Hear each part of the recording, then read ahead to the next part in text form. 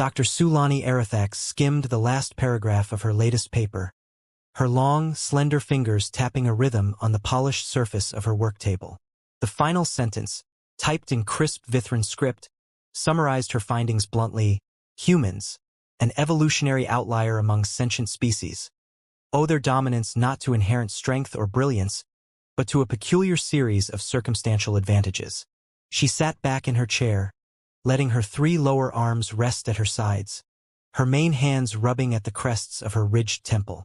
Dr. Arathax, a soft voice interrupted. Sulani turned her head toward her lab assistant, Vorik, who hovered at the entrance with a data tablet clutched tightly against his chest. He was younger than Sulani, still fresh from his apprenticeship. His eyes darted nervously, betraying his unease. "I'm sorry to disturb you, but the Earth representative is here."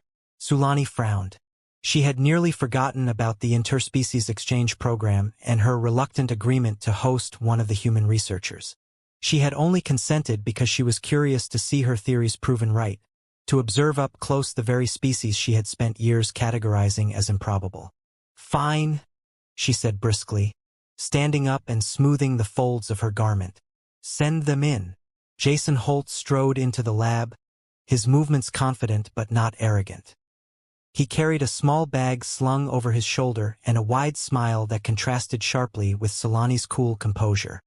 He was taller than she had imagined, and the casual way he adjusted his satchel suggested he was at ease in environments most others would find intimidating. When his gaze met hers, his smile deepened. "Dr. Arathax, I presume?" "Yes," she replied, inclining her head in a formal greeting. "You must be Dr. Holt.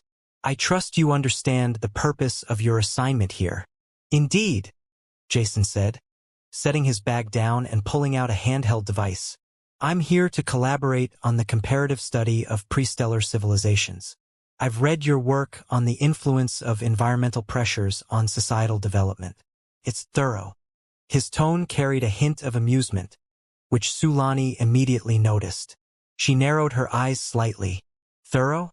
Is that human for tedious?" Jason chuckled. "Not at all. It's meticulous. But I'm looking forward to contributing a few human insights into the mix." Vorik shifted uncomfortably in the background, his tail flicking nervously as he glanced between the 2 researchers. Sulani caught his expression and dismissed him with a wave of her hand. "You're dismissed, Vorik. Prepare the data from the Stenthar archives for tomorrow's analysis." "Yes, Dr. Arathax," Vorik murmured, quickly retreating. Once they were alone, Sulani gestured toward one of the lab's larger workstations. "If you're so eager to contribute, we may as well begin now. Our first subject of study will be the mineralized artifacts from the Tveil sector. They're an excellent example of how a species can achieve complexity without relying on physical dominance." Jason followed her lead, studying the shimmering artifacts on the table. "It's beautiful work," he said, holding one up carefully. "Intricate, delicate. You can tell they valued art as much as function." Sulani folded her arms. "I see you humans like to romanticize everything, and I see you Vithrans like to analyze everything to death," Jason quipped with a grin. "Maybe we'll balance each other out." Sulani hesitated. It had been a long time since someone spoke to her so casually. Most of her colleagues treated her with an overly formal deference that, while respectful, also felt isolating. Jason's easy manner was disarming. "We'll see," she said at last. "But don't assume your human perspective will be of much use here. My team has been studying these artifacts for years." Jason placed the artifact back on the table with great care. "Years, huh? Then you might have missed something. Sometimes a fresh pair of eyes can see what others overlook." "Fresh eyes?" Sulani arched an eyebrow. "Is that how humans say, inexperienced?" "Not at all," Jason said, his tone cheerful. "Just means I'm not weighed down by the same assumptions." Sulani's expression softened slightly. Perhaps there was some merit to having this human around, if only to see how long his optimism could survive the rigorous demands of Vithran methodology. "Very well, Dr. Holt. Show me what your fresh eyes can do." Chapter 2. The Human Scientist. The second morning on Vithra Prime, Jason Holt arrived at the lab before Dr. Sulani Arathax. He stood near the central workstation, scrolling through preliminary data on his handheld. The Vithran lab was unlike anything he'd worked in before. Sleek, organic designs that seemed to flow into one another, shimmering interfaces that responded to thought commands rather than touch. Everything felt otherworldly, yet oddly familiar, like stepping into a dream. Dr. Holt. Sulani's voice pulled him from his thoughts. She entered the room with precise steps, her movements elegant and measured. Behind her, her assistant Vorik carried a tray of instruments, setting them carefully on a side table before bowing slightly and retreating. "Morning, Dr. Arathax," Jason said, offering a polite smile. "You're just in time. I was about to start reviewing yesterday's scans." She studied him for a moment. "I prefer to review data together. Vithran research relies heavily on collective analysis. I assume you're capable of working in a team environment." Jason raised an eyebrow. "I've been known to play nice with others." "Good. Then follow me." She led him to a curved console that projected a holographic array of the mineralized artifacts they'd examined the day before. With a flick of her wrist, Sulani brought up a series of cross-sectional scans. "These are the internal structures of the Tveil artifacts. As you can see, the lattice patterns vary widely. This piece, for example, suggests a decorative function, while this one appears to have been part of a larger framework." Jason nodded, leaning in to get a closer look. "So they combined utility and aesthetics in ways we haven't seen before. Looks almost like fractals." Sulani glanced at him. "You're familiar with fractal design?" "Sure. Back on Earth, fractals show up all over: patterns in nature, architecture, even our mathematical modeling. The Tveil structures remind me of snowflakes or coral reefs. It's not just function or form, it's both." Her brow furrowed. "Interesting comparison. I had not considered an Earth analogy for these formations." "Sometimes it helps," Jason said. "Finding a relatable reference can lead to new insights. Maybe that's what I bring to the table." "Perhaps," Sulani admitted. She hesitated, then added, "However, you should know that our approach to research is systematic. We do not rely on intuition." Jason chuckled. "You might find intuition isn't such a bad thing. But okay, systematic it is. What's next?" She gestured toward another set of artifacts laid out on a nearby table. "We'll move on to structural stability tests. These samples are delicate. Handle them carefully. Vorik will demonstrate." Jason watched as Vorik stepped forward, deftly placing one of the smaller artifacts into a stabilizing chamber. The assistant's movements were smooth, practiced, and entirely silent. When the scan began, Vorik's tail twitched slightly, a subtle sign of focus. "You don't talk much, do you, Vorik?" Jason asked casually. The young Vithran glanced at him but remained silent, waiting until the scan finished before finally replying. "Dr. Arathax prefers minimal distraction." Jason looked at Sulani. "You run a tight ship here. I maintain an efficient workspace," she said simply. "Now, Dr. Holt, you'll take the next scan." Jason rolled up his sleeves. "All right, let's see if I can keep up with Vithran efficiency." He approached the workstation, carefully picking up another artifact. Its surface was cool and faintly luminescent, like polished moonstone. Jason set it into the chamber as Vorik had done, following the same steps. The machine hummed to life, scanning the object while Jason studied the readings on the console. "It's stabilizing nicely," he said. "But there's a fluctuation here. See this spike?" Sulani stepped closer, her eyes narrowing. "Interesting. That pattern shouldn't appear in this material. Perhaps it's an anomaly. Or maybe a feature," Jason suggested. "It could mean this artifact had a different function than we thought." She looked at him, her expression neutral but her tone thoughtful.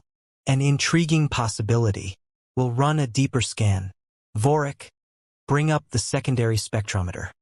"Yes, Dr. Arathax," Vorik replied, moving swiftly. Jason glanced at Sulani. "Is he always that quiet?" "Vorik is efficient," she said. "You might consider following his example." Jason smirked. I think you're stuck with me the way I am. Her lips twitched, almost forming a smile. Then we'll continue to adjust.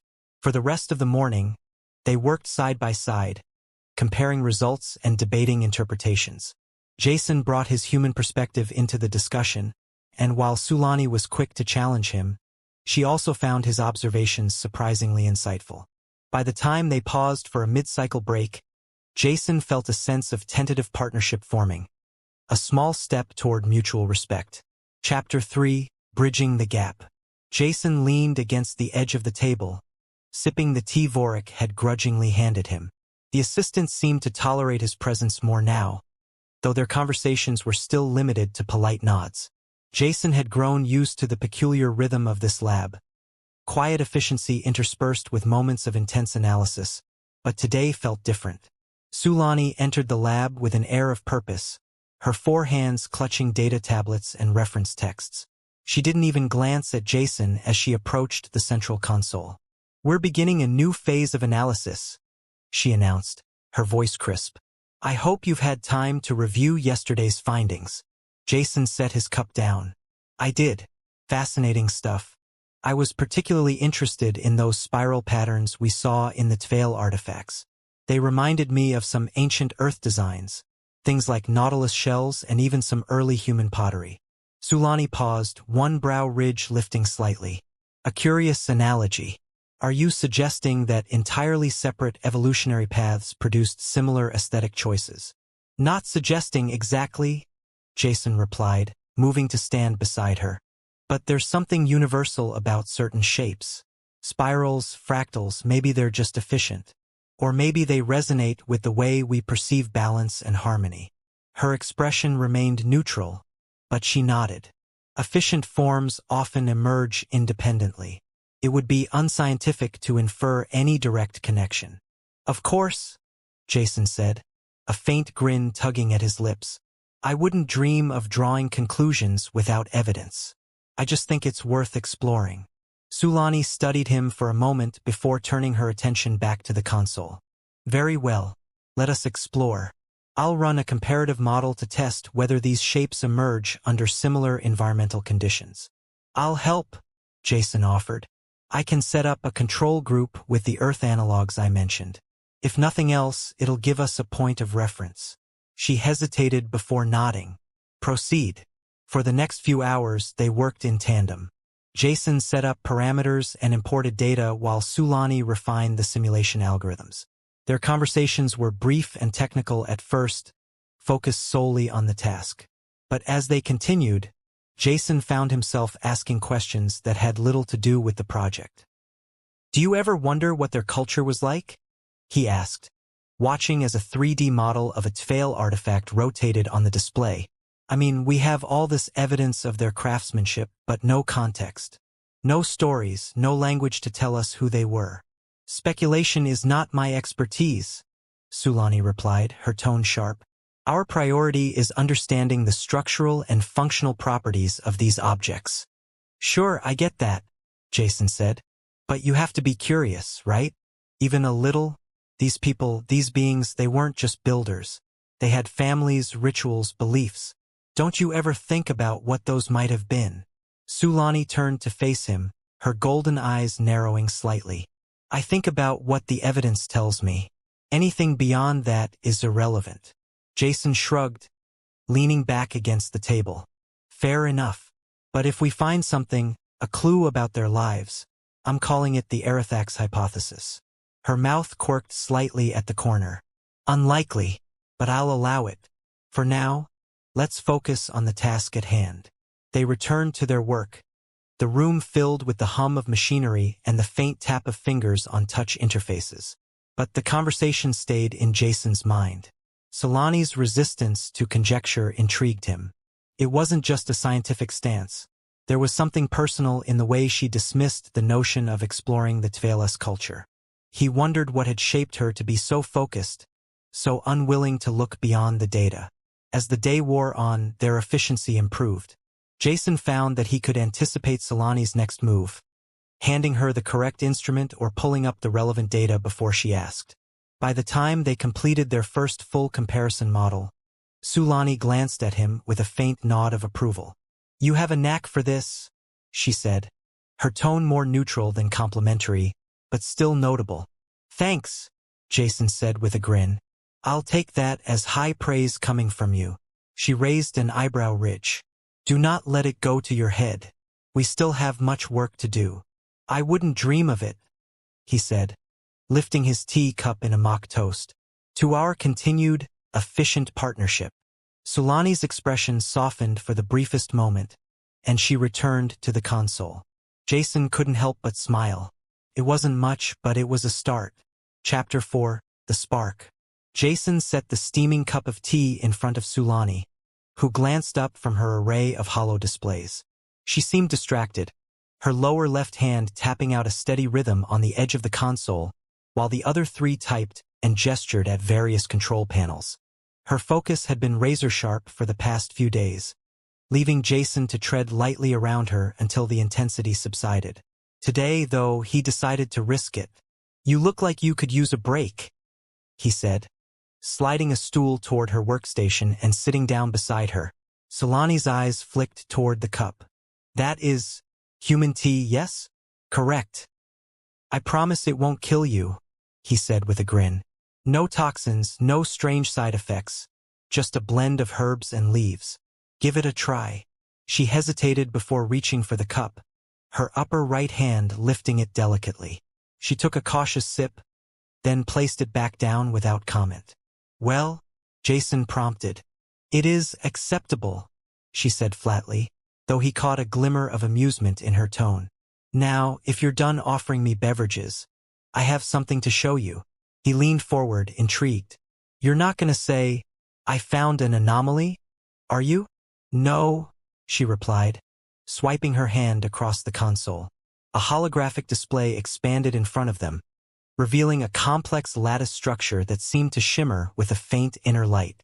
"I have been refining the modeling parameters we discussed. This is what the artifact's internal framework may have looked like before degradation." Jason's eyes widened. "That's incredible. I mean, it's just a simulation, but still, it's beautiful." Sulani tilted her head. "You find beauty in this?" "Sure," Jason said. "I know you focus on function, but there's something stunning about how intricate it is. The symmetry, the patterns. It's like a piece of art." Her brows knit together, as though she were trying to decipher his words. "You humans are overly attached to aesthetics." "That's one way to look at it," Jason said. "But maybe it's just how we connect with the world. Patterns and shapes speak to us in a way numbers don't." Sulani regarded the hologram again, her expression unreadable. After a long pause, she said, "Perhaps that is why your kind developed such elaborate cultural artifacts. You are driven by an inherent need to create beyond necessity." He chuckled. "When you put it that way, it almost sounds like a flaw." "I did not say that," she countered. "Merely an observation. In any case, this model should help us refine our analysis." Jason studied her as she manipulated the holographic structure. She moved with practiced precision, her hands, 4 of them, each independent yet synchronized, making adjustments faster than he could follow. It was mesmerizing. He shook himself out of his reverie and reached for his datapad. "Let's cross-reference these patterns with that other dataset we pulled from the archives," he suggested. "We might be able to identify similar structures in other artifacts." Sulani nodded, and they began working side by side.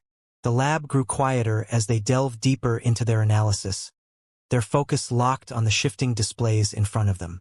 Hours passed without notice, the only interruptions being the occasional exchange of ideas or suggestions. "Here," Jason said, pointing at a particular pattern on his datapad. "This formation, it matches one we saw in the Tveil sector ruins." Sulani leaned over, her eyes narrowing as she examined the data.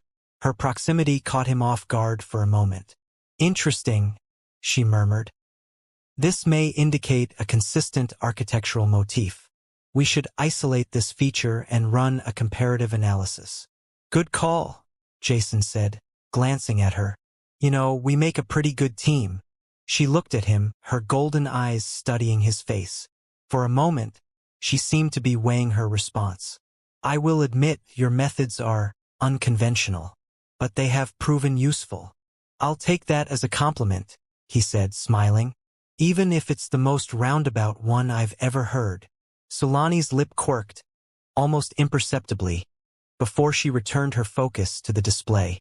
Focus, Dr. Holt. We still have much to accomplish. Jason chuckled and got back to work, but the faint trace of a smile on her face lingered in his mind. Chapter 5: The First Touch. Jason stood over the central console, his brows furrowed as he examined the latest set of scans. The day had been long, but the data was finally beginning to make sense. Sulani had left him to run his own simulations while she met with the council about expanding their research resources. He took a sip from his nearly empty cup of tea, now lukewarm, and rubbed his temples. The lab door whispered open, and Sulani stepped in, her movements brisk and precise as always. Dr. Holt, she said, her voice even. I trust you've made progress? Jason turned toward her, a faint smile crossing his face. Yeah. I think I found a pattern in the base lattice structure, an alignment that could explain their structural durability. Show me, she said, walking to his side. She leaned over the console as Jason pulled up the relevant data. Her proximity was something Jason had grown accustomed to. Vithrans didn't seem to have the same personal space boundaries that humans did. Still, he couldn't help noticing how her presence changed the energy in the room. Here, he said, and interesting. If these density shifts are deliberate, it could mean the artifacts were designed to respond to environmental stress. Perhaps a form of adaptive architecture. That's what I was thinking, Jason said. It's not just about strength, it's about flexibility. They weren't just building structures. They were engineering something more alive. She looked at him, her head tilting slightly. You are very quick to anthropomorphize. Maybe, he admitted. But it's not a stretch to imagine that their creators might have viewed their buildings as something more than static walls. What if they considered them part of their ecosystem, like we do with certain ecosystems on Earth? Sulani considered his words carefully, her gaze lingering on the data. A compelling thought. I will run additional simulations to test how these density patterns might influence structural behavior under varying conditions. Jason reached over to highlight another section of the scan, their hands brushing briefly as he did so. The contact was fleeting, accidental, but it made him pause. Sulani didn't pull away. Instead, she glanced down at his hand, her expression shifting to something Jason couldn't quite read. Sorry, he said, pulling his hand back. I didn't mean to. It's fine, she said quickly, turning her attention back to the screen. But there was a slight hesitation in her movements now, a barely perceptible pause, as if the brief touch had left her as startled as it had him. Jason tried to push past the awkwardness, focusing on the data again. Anyway, I think if we isolate these nodes and run stress tests, we might see how they reacted to different environmental pressures. Sulani nodded, her voice steady once more. Yes, that would be a logical next step. I will set up the simulations. As she began inputting commands into the console, Jason stole a glance at her. Her composed demeanor was unchanged, but something felt different. It wasn't just the accidental touch. It was the way she seemed more present, more aware of him. He shook his head, focusing on the work at hand. If anything was changing between them, it wasn't something he was ready to confront just yet. Chapter 6: Vulnerable Moments. The festival had transformed the normally austere Vithran research complex into a swirl of color and sound. Intricate bioluminescent patterns illuminated the walls, casting moving shadows that danced in time with the subtle hum of alien instruments. Jason looked around, taking in the spectacle, but his gaze kept returning to Sulani. Her formal demeanor had softened, her gold and amber skin catching the light as she adjusted her ceremonial robes. You said you don't have anything like this on Earth? She asked, glancing at him as they walked through the crowd. Nothing quite like it, Jason replied, smiling. We have festivals, sure, but they're usually more about food, music, and, well, more noise. Sulani tilted her head, a gesture Jason had come to recognize as curiosity. And what do these festivals celebrate? All kinds of things, Jason said. Seasons changing, cultural milestones, religious traditions. Sometimes it's just an excuse to bring people together. An excuse? Sulani repeated, her tone skeptical. Do you require excuses to gather? Not always, he admitted. But it helps. People like to have a reason. Something to commemorate, even if it's just the first day of summer. Sulani didn't respond immediately, her gaze drifting toward a large, glowing sculpture that pulsed gently in the dim light. Jason followed her line of sight. What's that? He asked. The Lantern of Knowledge, she explained. It represents the pursuit of understanding. Vithrans view this festival as a time to reflect on what we've learned and what remains unknown. Jason took a step closer to the sculpture, feeling its warmth on his skin. It's beautiful, he said, and then turned to Sulani. So this whole festival is about knowledge? Knowledge and its preservation, Sulani said. Our ancestors dedicated their lives to the pursuit of understanding, cataloging every discovery, every insight. They believed that by sharing what they knew, they could elevate all of us. Jason nodded, his eyes scanning the shifting patterns on the lantern's surface. I like that. On Earth, we have something similar: libraries, universities, places where knowledge is stored and shared. But a whole festival dedicated to it. That's something else. Sulani looked at him, her gaze lingering. It is important to remember the past and recognize our progress. Without that, we lose our purpose. Her words hung in the air, heavier than Jason expected. He glanced at her, sensing there was more she wasn't saying. You've been to this festival before, I'm guessing. Many times, she said. It was a tradition in my family. My parents brought me here every year when I was young. Jason caught the faintest shift in her tone. And now, I come alone, she said simply, her eyes fixed on the lantern. Jason hesitated, unsure if he should press further. Do you miss them? He asked gently. Sulani's gaze dropped to the floor. It is not our way to dwell on such things. Vithran culture values forward motion, not sentimentality. Maybe so, Jason said, stepping closer. But that doesn't mean you can't miss them. She turned to look at him, her expression unreadable. I do, she admitted after a long pause. I miss them. Jason reached out, his hand hovering just near her arm before he stopped himself. I know what that's like. My dad passed away when I was in school. My mom's still around, but it's not the same. There's always that gap, you know? Sulani didn't respond right away, her gaze distant. Finally, she said, It is not something I speak of often. It serves no purpose. Maybe it's not about purpose, Jason said. Maybe it's just about being human. Or Vithran, for that matter. Sometimes you need to let it out. She glanced at him, her golden eyes thoughtful. You speak as though you understand loss. I do, Jason said softly. We all do, in our own way. Sulani turned back toward the lantern. Perhaps it is the one thing all species share. Jason nodded, his voice low. Maybe it is. They stood in silence for a while, the festival continuing around them. The moment felt fragile, as if any sudden movement or word might break it.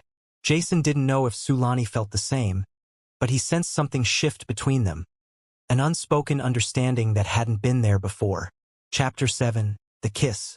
Jason and Sulani sat side by side in the lab's observation room, the soft glow of their data displays casting faint light on their faces. They had spent most of the day analyzing the newest scans, piecing together fragments of the Tveil artifact's original form. The lab had long since fallen silent, save for the occasional hum of machinery or the faint tapping of a console. Here, Jason said, gesturing toward a section of the display. This fragment, I think it might have been part of a larger framework. If you look at the curvature, it's too consistent to be just a decorative piece. Sulani leaned closer, her golden eyes narrowing as she examined the hologram. You believe it had a structural function? More than that, Jason replied. I think it connected to other segments like a modular design. Maybe the Tfail built their structures to adapt over time, adding pieces as needed. Sulani considered his words, her gaze fixed on the projection. An intriguing hypothesis. If true, it would suggest a highly dynamic architectural philosophy. Jason grinned. Dynamic architecture. Sounds fancy. I like it. She turned her head toward him, one brow ridge raised. You find amusement in your own terminology? Hey, it's not every day I get to coin a phrase, Jason said with a shrug. And you have to admit, it's a pretty cool idea. Buildings that grow and change with the people who live in them. Cool, Sulani repeated, her lips curving slightly. A very human descriptor. You know me, Jason said, leaning back. Always full of human descriptors. The faint smile on Sulani's face lingered a moment longer before she turned back to the display. Let's test your hypothesis. We can run a simulation with these parameters. Sure, Jason said, but let's do that tomorrow. We've been at this all day, and I'm pretty sure my brain's about to quit on me. Sulani glanced at him, her expression neutral. If you are fatigued, you should rest. Exactly, Jason said, standing and stretching. You should take a break too. We've been working non-stop. She tilted her head slightly. A break is not necessary. I can continue without. Come on, Jason interrupted, his voice light.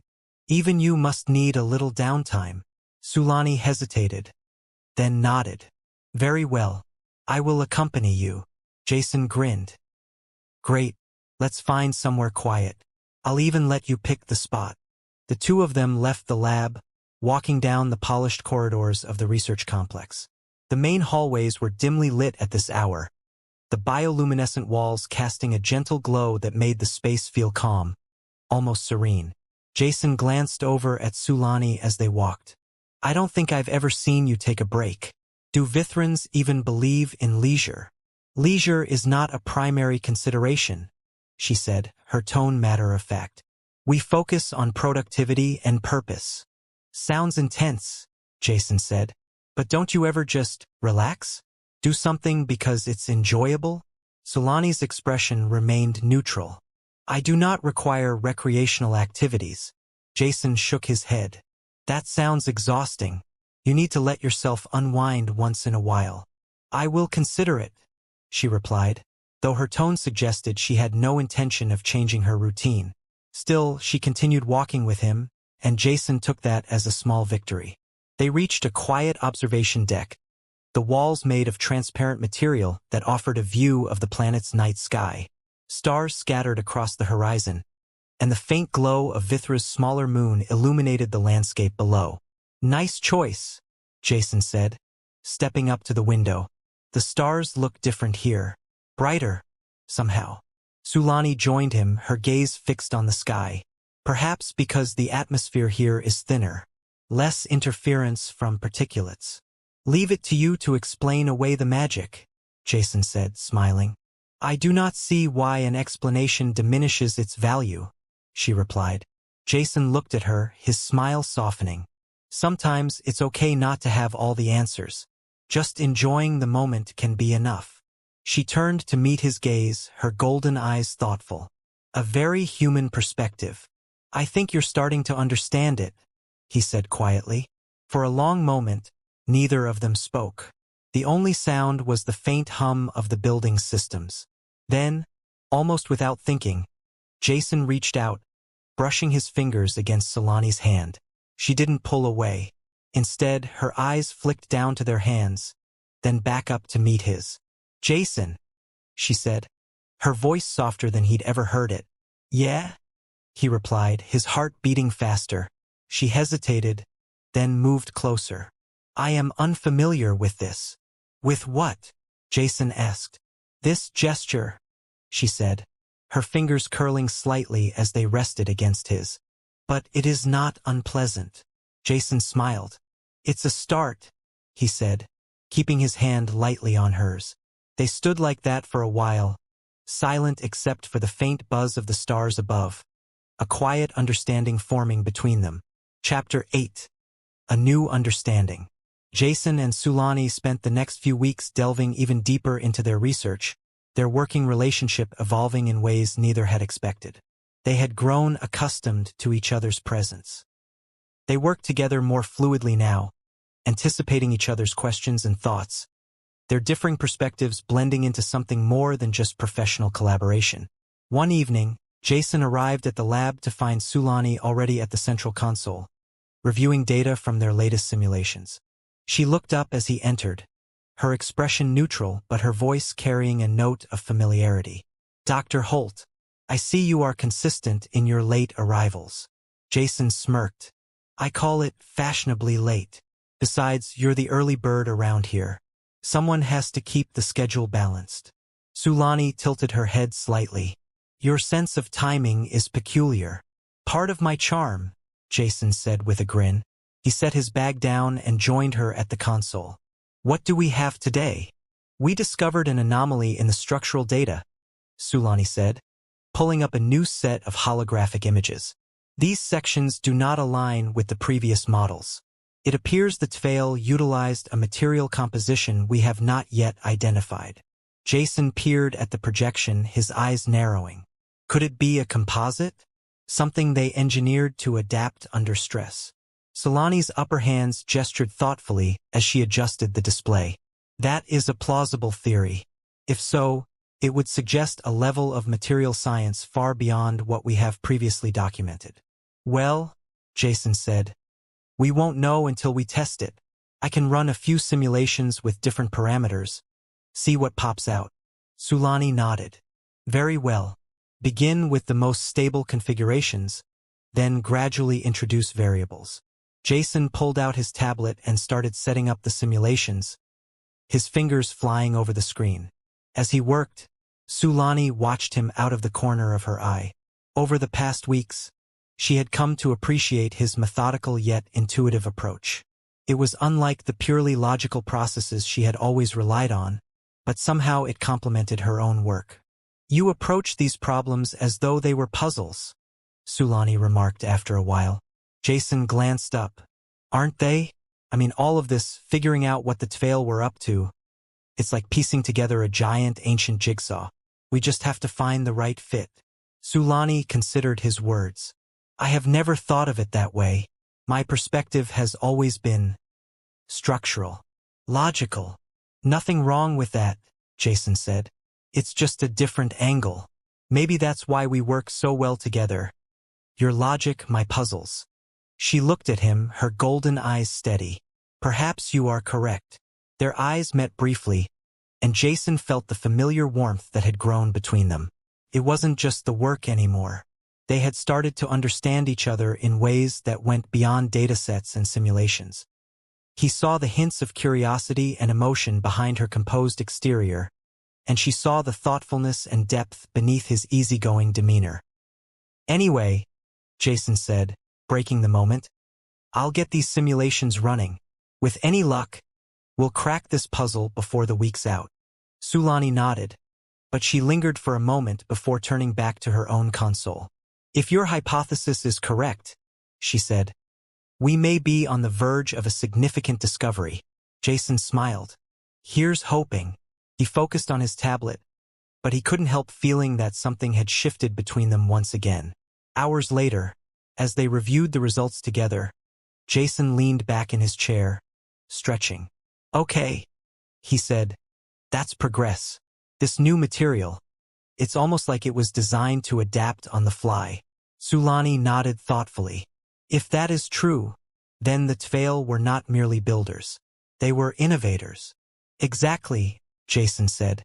"And if we can understand how they did it, it might change how we think about material science." For a long moment, they sat in silence, the weight of their work settling in. Then Jason turned to Sulani. "You know," he said, "I never expected to come here and end up working this closely with someone like you." She arched a brow ridge. "Like me?" "Yeah," he said. "Someone who challenges me, makes me think differently. I mean, sure, you're a genius and all, but it's more than that. You see things I wouldn't, and I think I do the same for you." Sulani's gaze softened, just a little. "You have been an unusual collaborator." Jason chuckled. "I'll take that as a compliment." Perhaps it was intended as one, she said, her voice carrying a faint trace of humor. Jason leaned back, looking at her for a moment. I'm glad we've got this partnership. Whatever happens with the research, I feel like we're actually building something here. Sulani regarded him quietly, her expression unreadable. As do I, Dr. Holt. The conversation trailed off, but the room felt warmer now, the connection between them growing stronger. They returned to their work, side by side, understanding that something more meaningful had taken root. Something that couldn't be quantified or measured, but was no less real.